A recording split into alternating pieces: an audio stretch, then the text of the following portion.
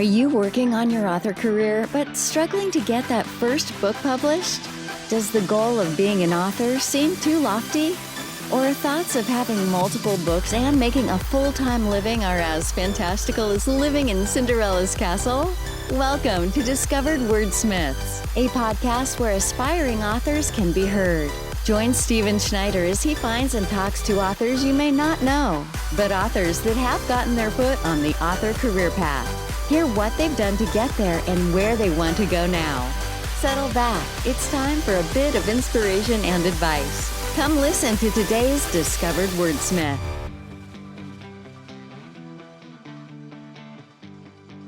All right. Well, Brooke, welcome back to the second half of the podcast episodes where we're going to talk about getting it done more for the authors in the community.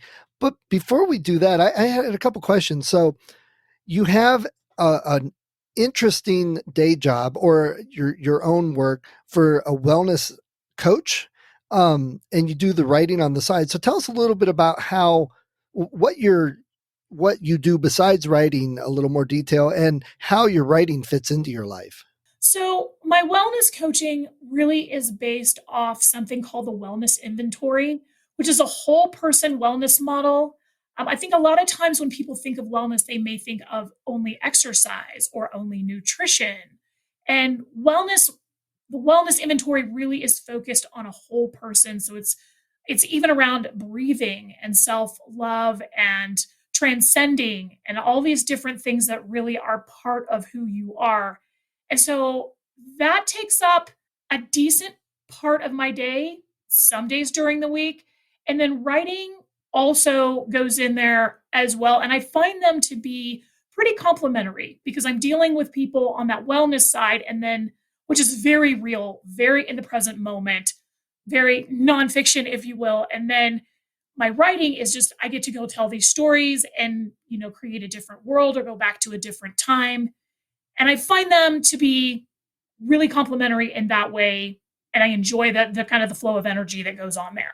So would you recommend writing as a fulfilling aspect of life for an overall wellness? Yes. If it calls to people, especially journaling. And I like you pointing that out. Yeah. Yeah.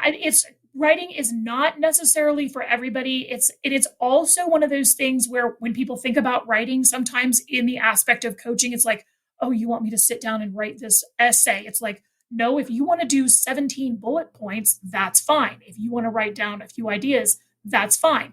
This may not be the modality that's going to work the best for you, but understand in the writing, there really aren't any rules. It's what rules you make up around it to make it meaningful to you. And I agree. I've heard some authors at times like, oh, I just can't sit down and write anymore. And I'm struggling with this. And it's like, well, if you're complaining that much about it, maybe you should pick up guitar or something. It shouldn't be that stressful.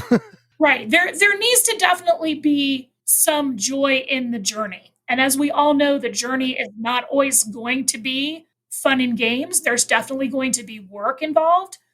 But if there's not really a lot of joy there, maybe, as you said, it's not the right outlet. It's not the right thing.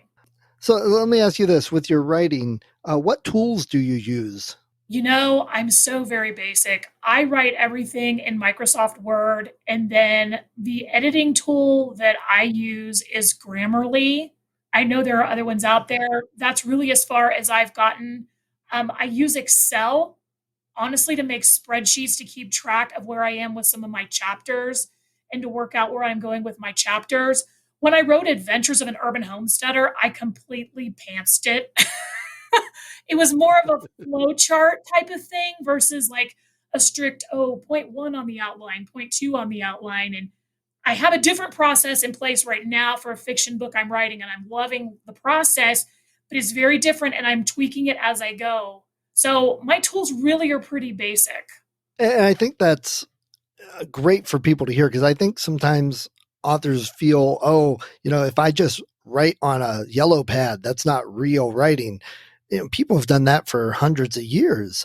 And I've talked to enough authors to know everybody has slightly different things they do. I know some people that use Word and have like word skills that are like way beyond me with doing sidebar navigation and being able to jump around. I'm like, whoa, that's way too much. So I think, like we were talking a minute ago, sometimes we hear this advice and then we get all upset, like, oh man, I'm not doing that. I must not be doing it right. Everybody does it different. Do what feels right. Exactly. And in all honesty, the first ideas that I had for books and a good deal of Adventures of an Urban Homesteader were written by hand in a notebook, scribbled down, quite honestly, when I had a corporate job. And then I would come home and put it into my computer. So if I always say, if somebody tells you that there is one way to write a book, you should thank them and probably back away. Um, Right. because I agree. there are so many different ways to do it. And we do get, I think, sometimes so caught up in what is the right way. And the right way may mean what is right for you, and then taking what works for you and then leaving the rest and mishmashing it all together simply to get the draft done. I mean, I've heard stories, people that can write for 15 minutes on their lunch break, and they write it on index cards and have to take it home and then put it into something else. Yes. So anything works. Yes. There are people too who have trouble with their hands and literally have to record it into their phone. Yeah. I know people that go on walks and will record it and they'll email it to themselves. And Yes. that's how they get it, to email it. I think there's enough tools that everybody can find what works for them. Agreed. For your book, what are you doing to market it? So what I will be doing, to be very honest, I don't plan to continue to write in the romance genre, so I didn't do a lot of marketing on adventures. My upcoming plan for my micro memoir is to do Amazon ads and then also to do just regular advertising on BookBub, not one of their featured deals, but just using their regular advertising platform. And why did you choose to go with those instead of other millions of choices?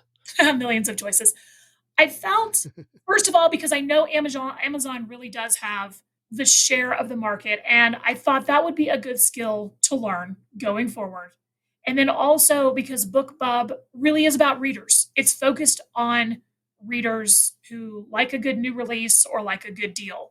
So those are going to be the two I'm going to start with, and then we'll kind of see what happens from there. I have a plan to revisit authors and see how they're doing later. So it'd be interesting to find out how things have gone with the memoir next time we might be able to talk. Yes, I will certainly keep you in the loop on that once it gets out the door and starts getting a little bit of traction. Great. So our big topic for the day is getting it done in the Mater way or not. What's his name? The comedian says get her done. Yes. Anyway, so why did you choose wanting to talk about getting it done, and what advice do you have for reaching that goal? Well, one of the reasons why I chose this is because I think through my own experience and my own experience of working with some of my fellow writers, that really getting it done, which I'm referring to really is that with that first draft, because I think sometimes that can be a real challenge. And as we all know, you can't edit a blank page.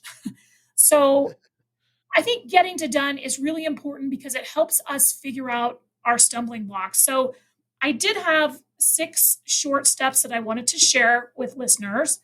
The first one, great. the first one really, step number 1 with the first draft is to manage expectations. Is that this is not something that you're going to, hand to someone and say, "Oh, I'm finished with the book." This is simply getting the story down, getting your thoughts down, getting a structure together, just kind of, as sometimes as they say, just kind of puking out the words and knowing that that needs to be done so that you can go back and polish that and make that something you're really proud of later on. And the second, the second part of that is what I call embracing the messiness and imperfection in writing. Writing is an imperfect process. I commend those people who can sit down and write super coherent pages, hour after hour. I am certainly not at that level yet. So knowing it's going to be messy, accepting that, embracing that, knowing that it's an imperfect process. Again, like you had mentioned, people are like, well, I'm writing on a notepad. Is this right? It's like, yeah, it's right. It's fine. Write on your note cards, write on your notepad. Just get the words down. And one of the things, but with those first two items I've discovered personally is I get a much better end result if I'm not worried about precision and being perfect right at the start, just getting it on the page, but also that there are any group of words that you form into a sentence, there are a dozen different ways you could write that same sentence. So one way is not necessarily the right way or better. Part of it is your voice and your style.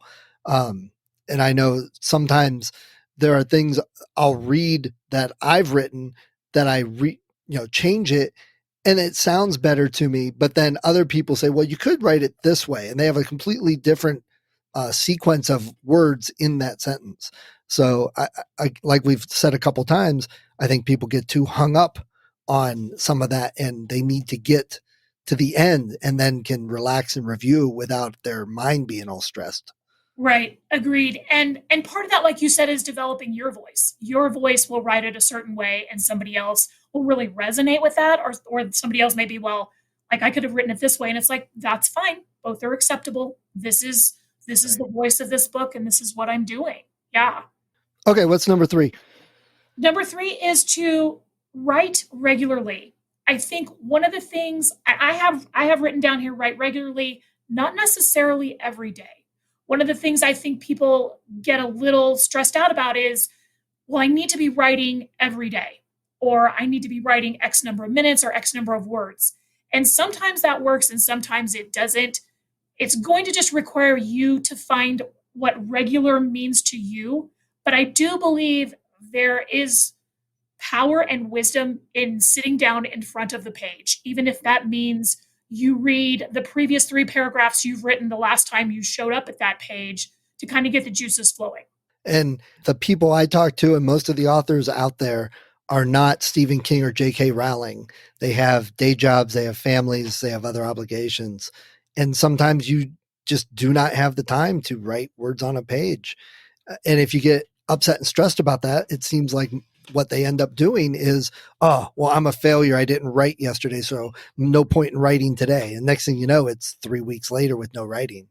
Right, exactly. And that can be, we have to really watch ourselves. And that I'm going to get to that in number 5. That is a point I will be making. Sorry, jumping number, ahead. Yeah, number 4, and we've touched on a little bit of this, is know your writing style and if you need help.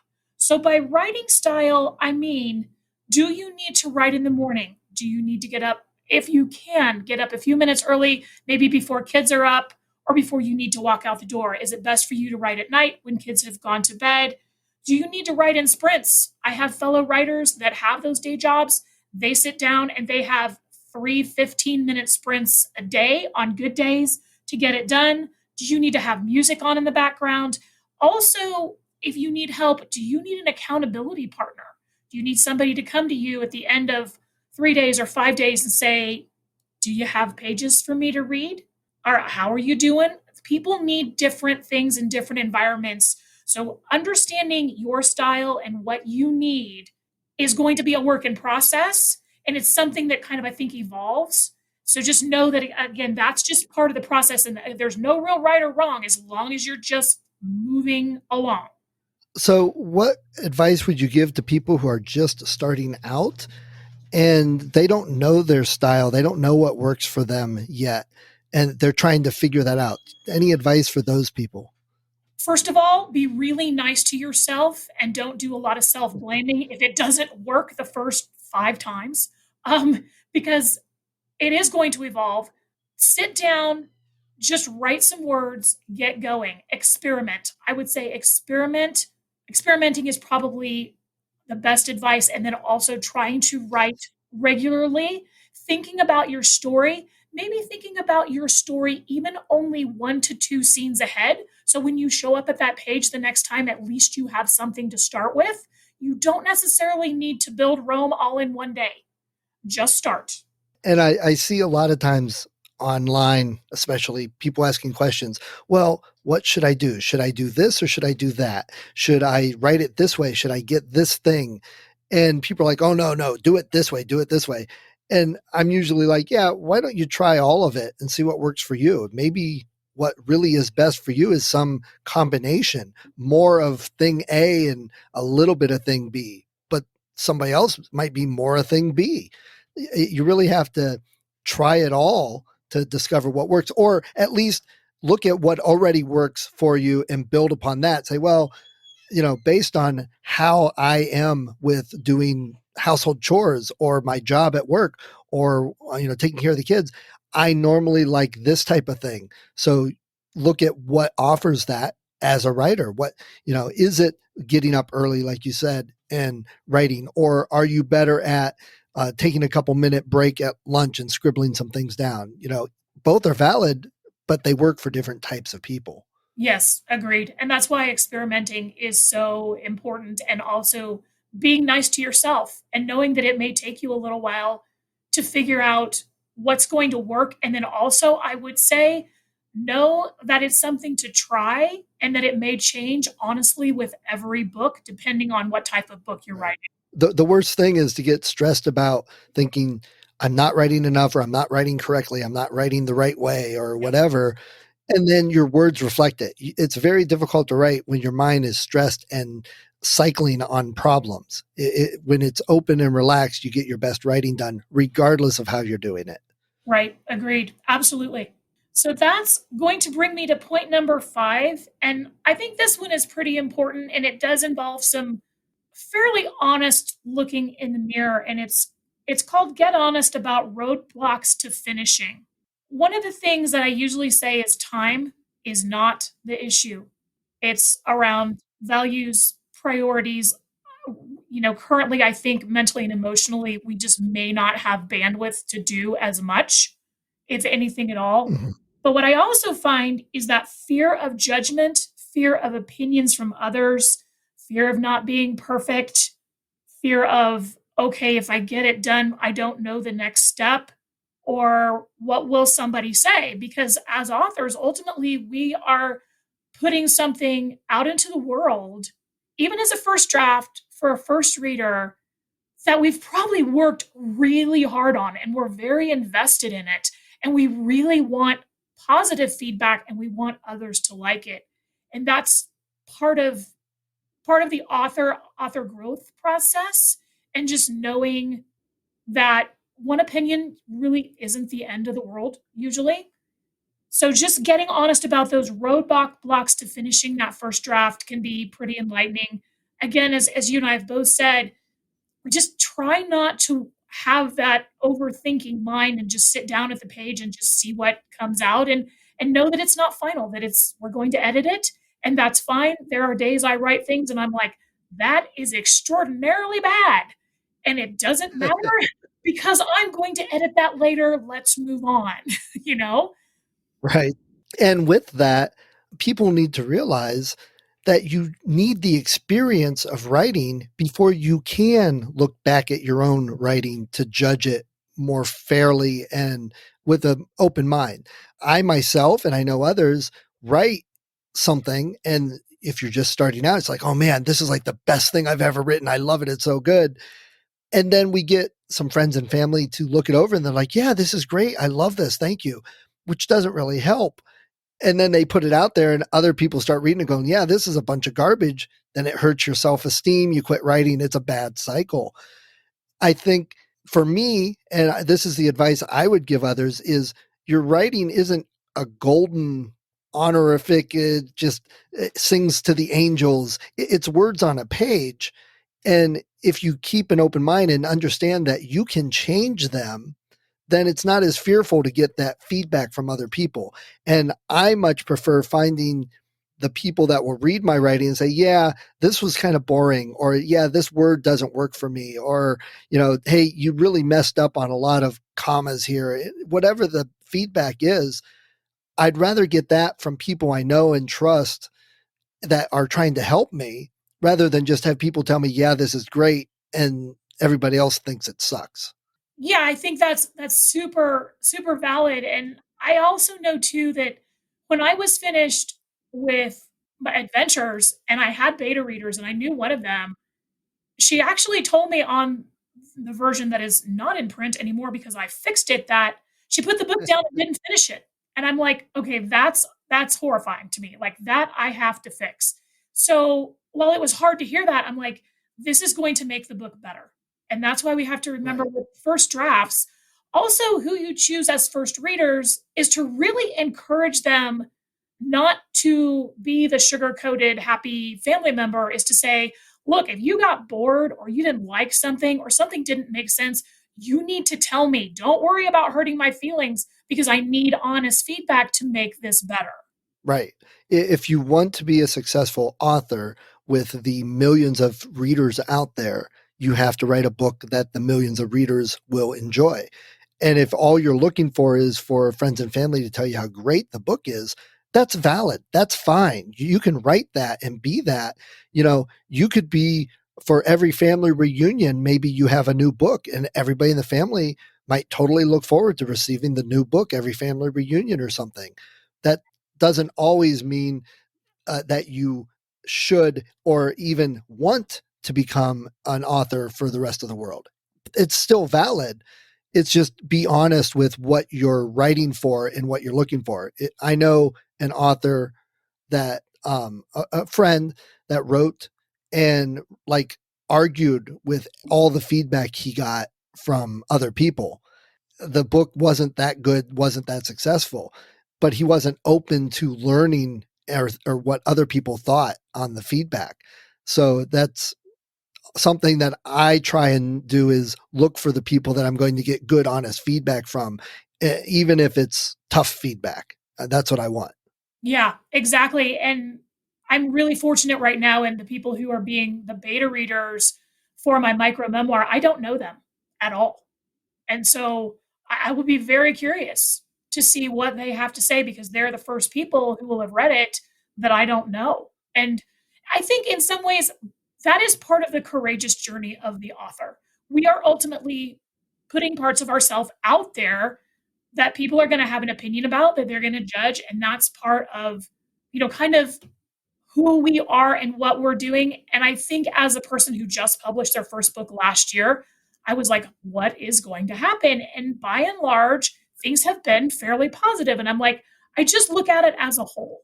I look at it as the whole thing of, some people, this isn't going to be their cup of tea, but other people really liked it. And I'm like, this is great. I'm really pleased with this for my first book. So I think, yeah, that fear around the opinion and the judgment is going to be there. But I think it's also part of that courageous journey that we have to take as authors, Yes. depending on what we want to do. Like you said, do we want to write for the family reunion or do we want to write for a larger audience? Right. And to clarify, it's the first book you've published, but it's not the first book you wrote. And I think a lot of authors have that, where they've written something and as they wrote, their skills increased and they realized, yeah, this isn't that good, but they needed to do that to get to the next level of being a successful author. And understanding that the first thing you wrote may not be the best publishable thing. Too many times I've seen authors like write something. Yeah, I spent 3 months writing this and I put it up for sale and nobody's buying it. Well, that's part of the learning process, but maybe you need to write the next thing, that the first thing really wasn't supposed to be your first thing. Right, exactly. It's all cumulative in the experience, and I think it all helps along the way, which in many ways brings me to the last point on getting it done, which is know when to call it good. Know when it's finished as just a first draft. And I think sometimes people can get a little hesitant of, well, am I really done? Or they want to tinker and kind of fuss with it. And it's like, all right, is that because you're not done? Or is it because you're afraid of getting feedback? So knowing when it's done it becomes a skill, honestly. And sometimes we look around and it's like, no, that wasn't quite done. Or maybe it was overdone, but I'm just going to do that. And you learn that as you go along. But knowing when it's done and you need to set it aside. I don't know about you, but I try to write things and then set them aside for 4 to 6 weeks just to let them sit and just Yes. to get away because you've been in that world for so long that you honestly can't look at your own work objectively.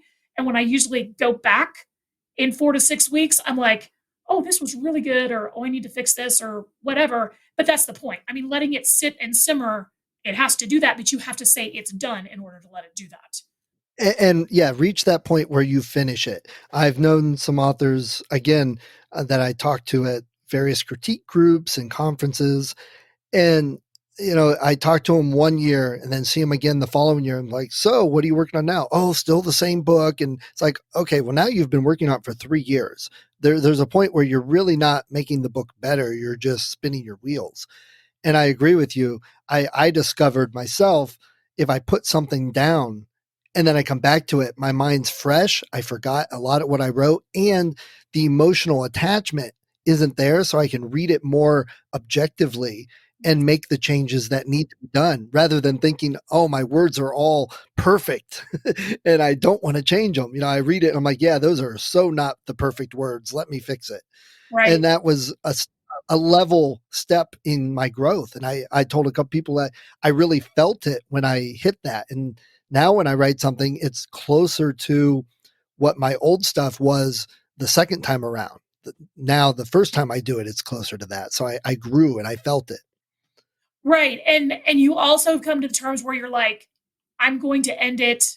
And usually it helps to know how it's going to end. Sometimes that gets a little interesting too.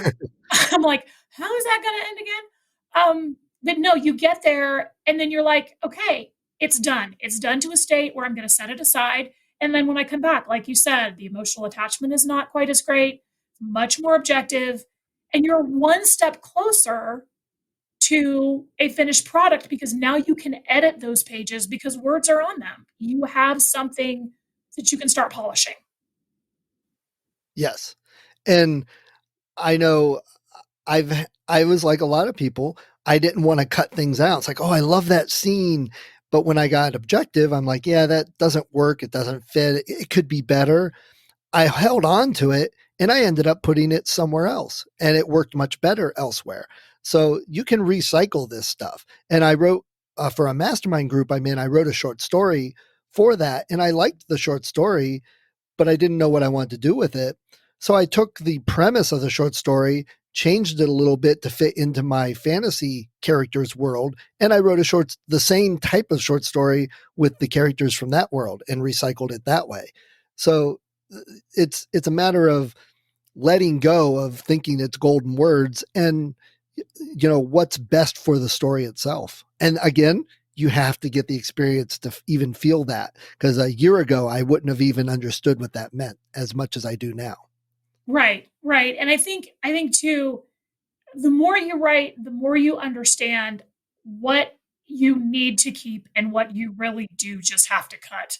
There was a decent amount of cutting I did on adventures when I wrote it, and there were certain things I'm like, I really don't want to get rid of this, but it really does not make sense. And in order, I always just kind of say, tightening and polishing and making sure that the pacing is good is something to look at. And the pacing, really, for new writers, is about making sure that your story holds the reader's attention and gives just that balance of right amount of detail with right amount of movement. And that's something that I still work with, but I recognize it now a lot more. And again, that just comes with experience, and also saying, you know what, I probably just need to highlight those 500 words and hit delete because they need to go. Yep. I've done that so much more lately, and my stories have felt so much better to me for being able to do that. And now it's a lot easier. I'm not as afraid to cut words because I can just write more. Right. There's not a limited supply of words. Exactly. And I think we also learn as we go along what's important to the story, what's important to the reader. Maybe we don't use it, like you said, in this story. We tweak it and we use it somewhere else as an idea. And again, that's Right. part of writing and allowing yourself to say, there's no one right way to do this. And sometimes I'll just throw things in a Word document and be like, I don't want to forget that, but I can't use that here, and then just save it. The points you just went over, do you have that as a document on your website that people could get to? I don't. Would it be helpful for me to send that as a document to you to include in your podcast, or? Yeah, that would be Okay. great. I'm sure people would love that. Okay. I will absolutely do that.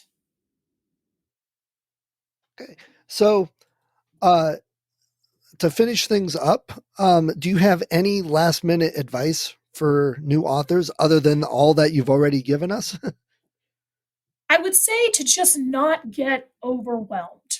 Don't worry about the whole, I need to do this website thing and I need to do all these other things.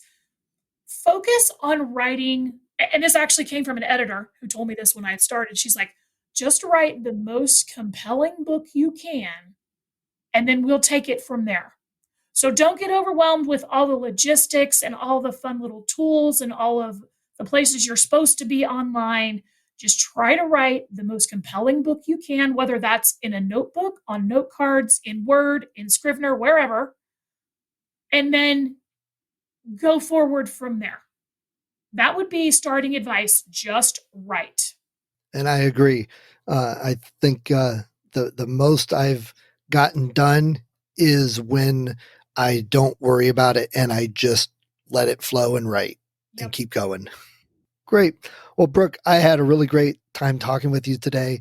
And I love all these getting to done help that you were giving us. It's appreciated. Great. Thank you. I'm so glad. I hope it's helpful for both beginning and experienced writers because, we all grapple with different things. And I think part of it is just getting that draft done in ways that work the best for us. Yes. And if anybody was interested in your wellness coaching, where can they find out about more of that? Oh, that is actually at Roots of Abundance, and it's www.rootsofabundance.com. Great. And if people are interested, go check that out there and look for Brooke's book. That's a fun one to say. The Adventures of an Urban Homesteader. Yes. That one, again, you can find it most easily on Amazon. It is also on my website, but Amazon is probably the easiest place to find it. All right. Well, Brooke, thank you. You have a really good day. I appreciate it. Wonderful. Thank you so much for having me on the podcast. Thank you for listening to Discovered Wordsmiths. Come back next week and listen to another author discuss the road they've traveled, and maybe, sometime in the near future, it might be you.